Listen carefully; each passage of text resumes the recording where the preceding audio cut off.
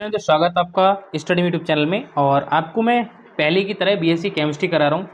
तो कल हमने जो क्रिया थी अभिक्रिया पढ़ रखी थी, और आज हम जो नेक्स्ट वीडियो में बात करेंगे वो करेंगे ऑर्डर ऑफ रिएक्शन की।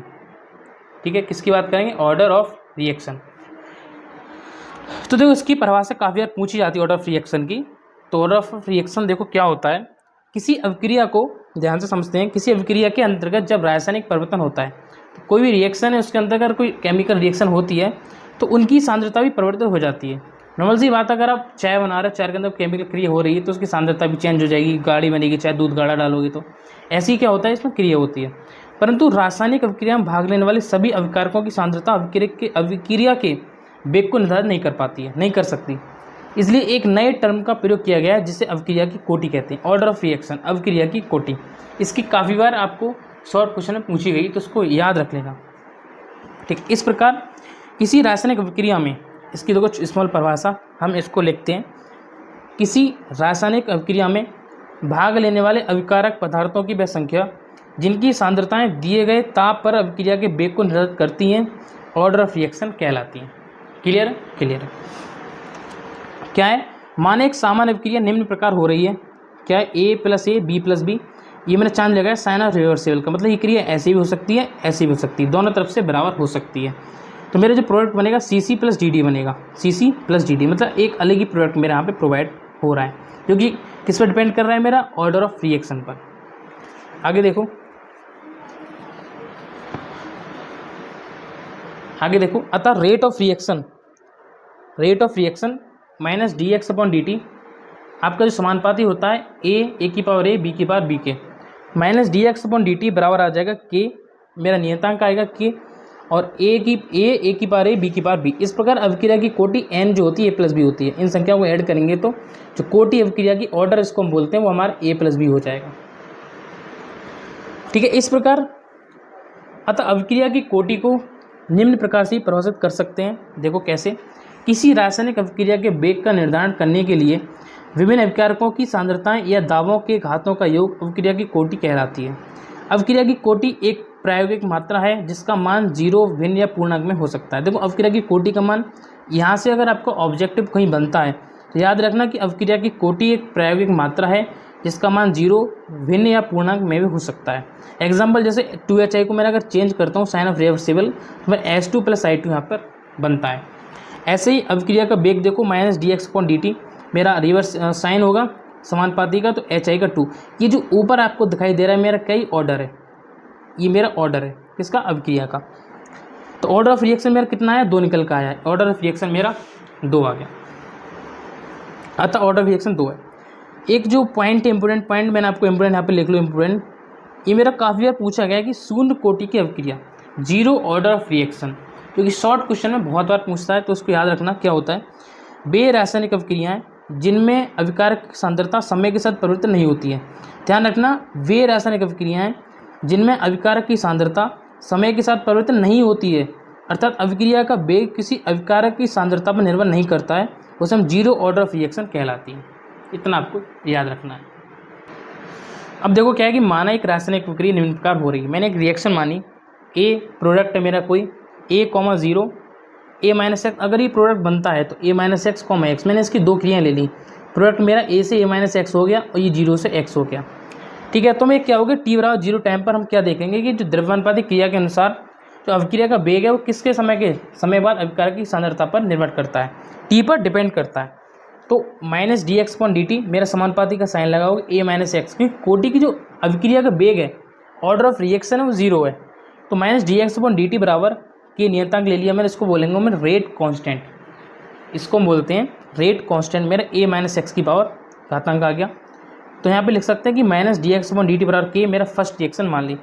ये जो मैं आपको करा रहा हूँ ये काफ़ी बार लॉन्ग क्वेश्चन में आया है कि ऑर्डर ऑफ रिएक्शन को प्रूव करके आपको दिखाना है।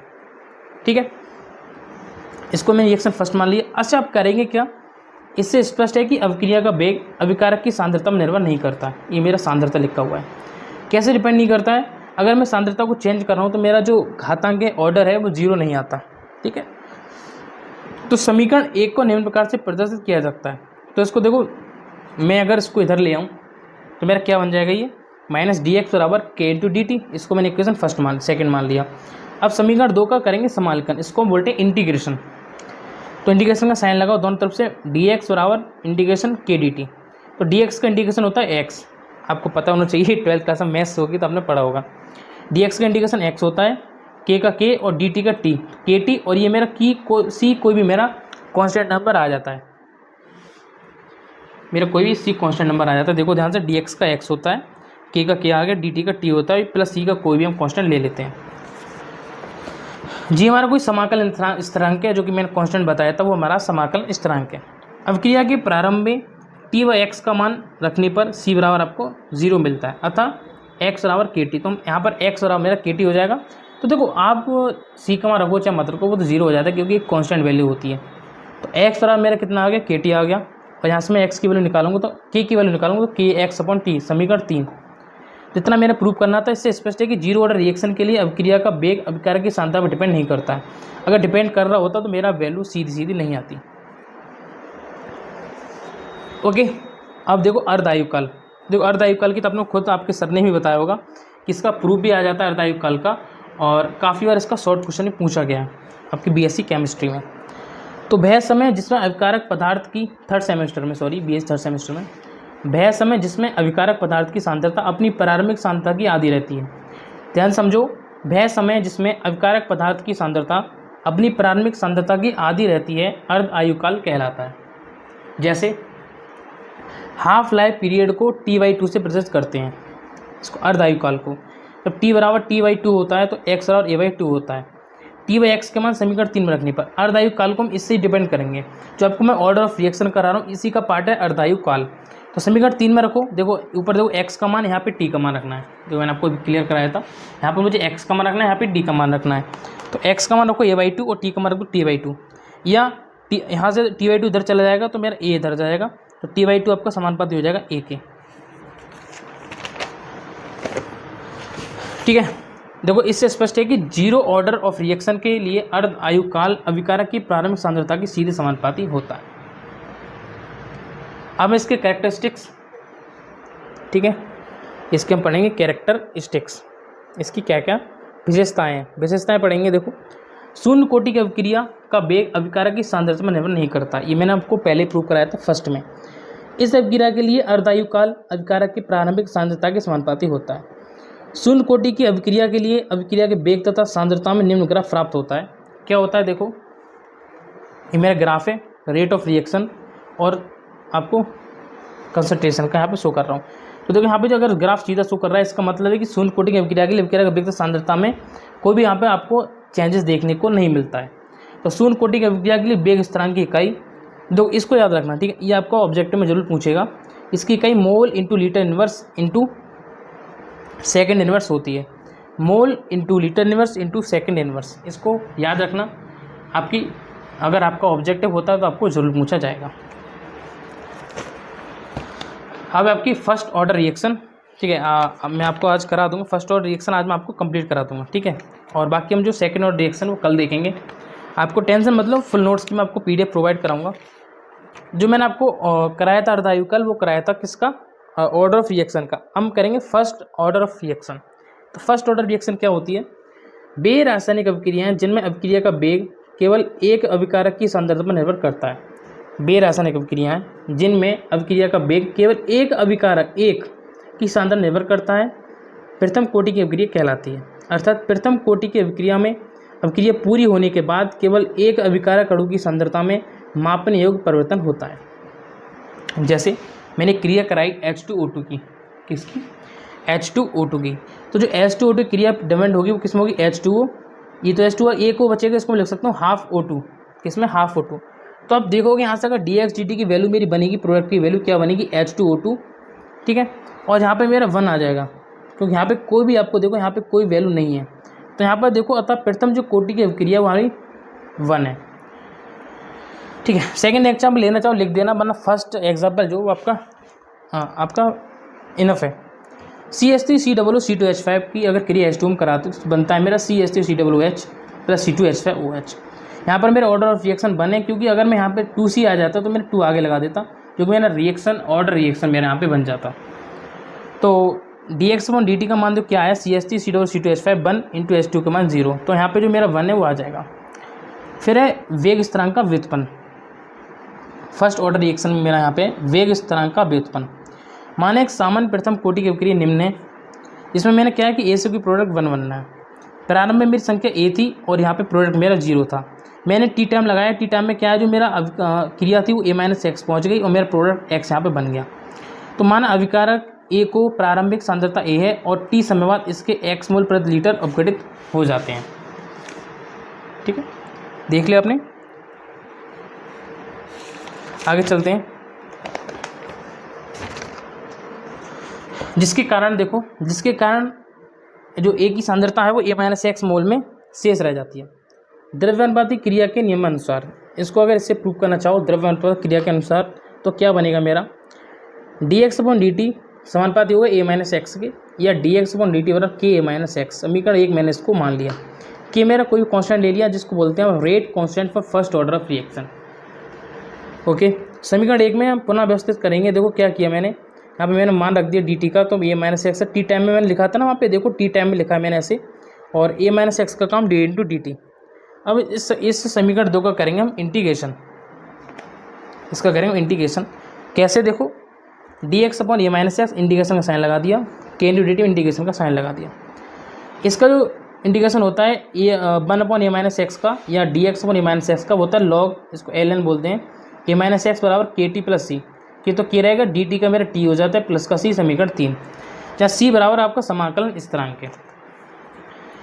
अभिक्रिया के प्रारंभ में जब t बराबर 0 तो x बराबर 0, t व x का मान समीकरण 3 में रखने पर t का और x का मान रखो, तो c बराबर मेरा माइनस का लॉग ही बचेगा क्योंकि t का और x का मान तो 0 है। प्रारंभ में कोई भी क्रिया जब होती है तो t का और x का मान मेरा 0 रहता है। c का मान रखो यहाँ पे,